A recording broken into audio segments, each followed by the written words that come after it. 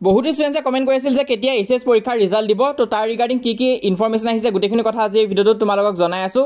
তাৰোপৰি আমি ডিছকাছ কৰিম গ্ৰেছ মাৰ্কৰ কথা, কাৰণ মেক্সিমাম ষ্টুডেণ্টে কমেণ্ট কৰিছিল যে গ্ৰেছ মাৰ্ক দিবনে নাই আৰু কি নিয়মত গ্ৰেছ মাৰ্ক দিব। গোটেইখিনি কথা আজি এই ভিডিঅ'টোত গম পাবা। আৰু মষ্ট ইম্পৰ্টেণ্ট কেতিয়া তোমালোকৰ ৰিজাল্ট দিয়া মেক্সিমাম চান্স আছে সেইটো আমি ডিছকাছ কৰিম। তো এটা কথা আমি বৰকৈ শুনি আছিলোঁ যে 25 তাৰিখে ৰিজাল্ট দিব বুলি, কাৰণ নিউজ চেনেলবিলাকতো দি থৈ দিছিলে হেডলাইনছত যে ৰিজাল্ট তোমালোকৰ 25 তাৰিখে দিব, কিন্তু 25 তাৰিখে ৰিজাল্ট নিদিলে। তোমালোকে নিজেও দেখা পাইছা। তো সেইটো কাৰণে মই কওঁ নিউজ চেনেলতো ডেইলি ৰিজাল্ট দিব বুলি দি থাকে, কিন্তু সেইটো সঁচা নহয়। আৰু এটা কথা 27 তাৰিখেও কিন্তু ৰিজাল্ট নিদিয়ে, কিয়? কাৰণ সেইদিনা দেওবাৰ হয়। তো এতিয়া যদি ৰিজাল্ট দিয়ে তেনেহ'লে 4টা দিন বাকী আছে, 26, 28, 29 আৰু 30 তাৰিখে। তো তাৰে ভিতৰত মেক্সিমাম চান্স আছে তোমালোকক মনডে ৰিজাল্টটো দি দিয়াৰ। 28 তাৰিখে ৰিজাল্টটো দিয়া মেক্সিমাম চান্স আছে।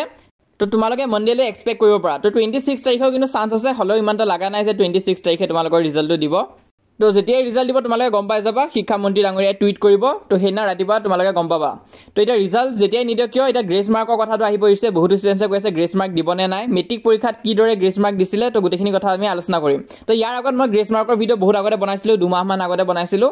তো তাত যেনেকুৱাকৈ মই ডিছকাছ কৰিছিলোঁ তেনেকুৱাকৈ মেট্ৰিক পৰীক্ষাত গ্ৰেছ মাৰ্ক দিছে, আৰু এইচএছ পৰীক্ষাটো এনেকুৱাকৈ দিয়াই মেক্সিমাম চান্স আছে।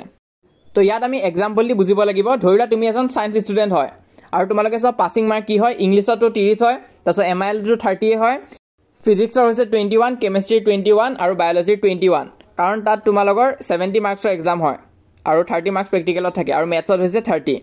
তো ইয়াৰে ভিতৰত যদি কোনোবা ষ্টুডেণ্টছে ইংলিছত ধৰি লোৱা 32 পালে, MILত 40 পালে, কাৰণ সেই দুটা ইমানটা হাৰ্ড নহয়।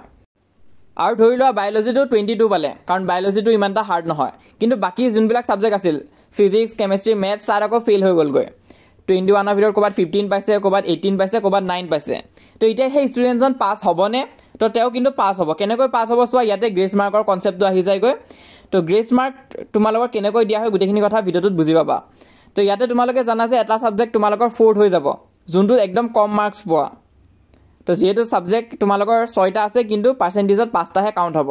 তাৰোপৰি গ্ৰেছ মাৰ্ক তোমালোকৰ ওচৰত 18 থাকে বুলি মই শুনিছোঁ, আৰু আগতেও দেখা গৈছে যে টোটেল মাৰ্কছ 18কে দিয়ে, কিন্তু SSLC এক্সামত কিন্তু 15 মাৰ্কছহে থাকে গ্ৰেছ মাৰ্ক হিচাপে। তো ইয়াতে ধৰি লোৱা চাব কোনটো ছাবজেক্টত তোমালোকে অকণমানৰ কাৰণে ফেইল হৈ আছা। তো সেইটো হৈছে কেমেষ্ট্ৰি ছাবজেক্ট। তো কেমেষ্ট্ৰি তেতিয়া তোমালোকক 3 এটা প্লাছ কৰাই দিব, কাৰণ তেতিয়া 21 হৈ যাবগৈ। তো যিহেতু এতিয়া তোমালোকৰ সেই যোনটো গ্ৰেছ মাৰ্ক আছিলে 18 মাৰ্ক, তাৰ পৰা 3 এটা লৈ আনিলে, তো তাত এতিয়া তোমালোকৰ ওচৰত 15 মাৰ্কছ বাচি আছে। তো এতিয়া সেই 15 মাৰ্কছটো কেনেকৈ ইউজ কৰিব চোৱা। তাৰপিছত ধৰি লোৱা এতিয়া ফিজিক্সত তোমালোকে 6 নম্বৰৰ কাৰণে ফেইল কৰি আছা, তো তাত তোমালোকক 6 মাৰ্কছটো কিন্তু যোগ কৰি দিব। তো যিহেতু এতিয়া তোমালোকে 21 পাই আছা, তো ইয়াতো তোমালোকে পাছ হৈ যাবা। তো ইয়াতো এটা কথা মন কৰিবা, কিন্তু যোনটো এমাউণ্ট তোমালোকক যোগ যে কৰি দিয়ে, তো সেইটো কিন্তু তোমালোকৰ 10তকৈ ওপৰত হ'ব নালাগে। কিছুমান জেগাত দেখাও পাইছোঁ মই, ইংলিছত 10 মাৰ্কলৈ গ্ৰেছ দিছে, কিন্তু তাতকৈ বেছি কিন্তু গ্ৰেছ মাৰ্ক নিদিয়ে। তো টোটেল বাচি থকা 15 মাৰ্কছৰ পৰা 6 মাৰ্কছ আকৌ এটা তুমি লৈ গ'লা, সেইটো কাৰণে তোমাৰ ওচৰত এতিয়া 9 মাৰ্কছ বাচি আছে। তো সেইটো গ্ৰেছ মাৰ্ক হিচাপে এতিয়া 9 মাৰ্কছটো তোমালোকৰ হাতত বাচি আছে। কিন্তু সেই 9 মাৰ্কছটোৱে তোমালোকক কোনো ধৰণৰ সহায় নকৰিব, কাৰণ মেথছত পাছ হ'বৰ কাৰণে 30 মাৰ্কছ লাগে। তো 18 পালেওতো কোনো ধৰণৰ কাম নাহিব। তো সেইটো তোমালোকক প্লাছ কৰি নিদিয়ে, আৰু সেইটো এতিয়া ফেইল কৰিলেও কোনো কথা নাই, কাৰণ তোমালোকে এতিয়া 5খন ছাবজেক্টত পাছ কৰি আছা। আৰু যিহেতু তোমালোকে 5খন ছাবজেক্টত পাছ কৰিছা, ৰিজাল্টটো পাছ বুলি আহিব, আৰু মেথছখন তোমালোকৰ 4th হৈ যাবগৈ। তো যোনটো তাত অকণমানৰ কাৰণে ফেইল হৈ আছিলে, সেইটো তাক তোমালোকক গ্ৰেছ মাৰ্কে বচাই দিব, আৰু এটাত তোমালোকে ফেইল হৈ যাবা। কিন্তু যদি এটা ছাবজেক্টতে ফেইল কৰা আৰু ধৰি লোৱা 11 মাৰ্কছৰ কাৰণে ফেইল কৰি আছা, তেনেহ'লে কিন্তু গ্ৰেছ মাৰ্ক নাপাবা। আৰু তাৰ উপৰিও আৰু এটা কথা, তোমালোকে 50 মাৰ্কছ পায়ো কিন্তু ফেইল হৈ যাব পাৰা, যদিহে তোমালোকে প্ৰেক্টিকেল এক্সামত পাছ নোহোৱা। তো প্ৰেক্টিকেল এক্সামটোত এক্সট্ৰাকৈ পাছ হোৱাটো কিন্তু কম্পালচৰি হয়। তো সেইটোত কিন্তু গ্ৰেছ মাৰ্কে বচাব নোৱাৰিব।